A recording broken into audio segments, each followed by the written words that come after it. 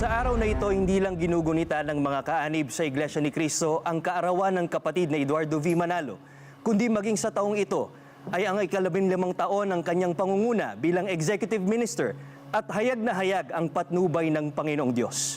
Mula po sa aming lahat dito sa studio at sa mga kaanib ng Iglesia sa iba't ibang panig ng mundo, happy birthday at happy anniversary po. Our correspondents from different parts of the world will be joining us today. You can also watch our special telecast simultaneously at Net25 and INC TV. Also on Net25 and INC News and Updates YouTube channels. Mula sa ilang taong pandemya, iba't ibang kalamidad, sakuna at kapahamakan pa ang naranasan ng mundo. Saksi ang lilipas sa taon sa matinding trahedya, bunga ng pagbabago ng panahon, matitinding pagbaha, lindol, pagguho ng lupa, pagputok pa ng bulkan, gayon din ang pinsalang ng mga labanan at karahasan. In 2023 alone, the World Bank reported that these disasters resulted in a staggering $250 billion loss and claimed the lives of 74,000 globally.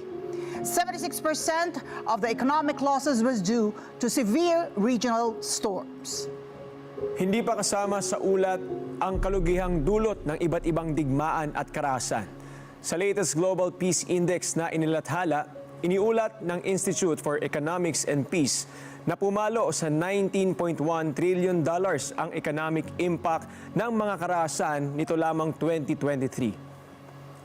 Sa harap ng mga kalugihang ito na nagresulta sa higit na paghihirap ng marami sa mundo, mas pinaigting naman ng Iglesia ni Cristo ang pagkalinga sa mga nangangailangan.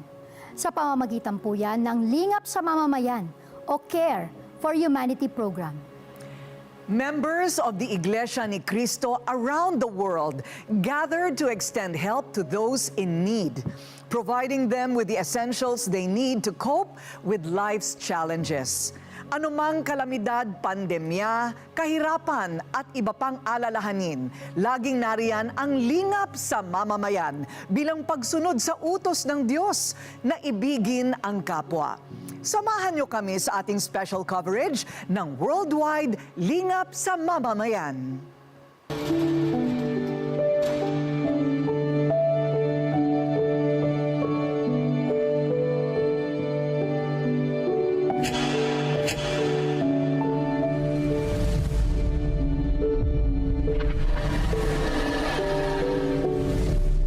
Nakakuha po ako ng gamot.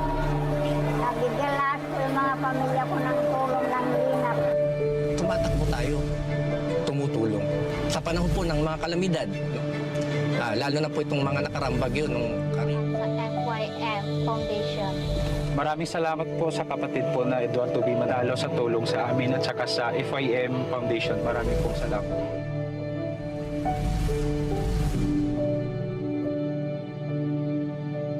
Showing love to us. Thank you for eco farming.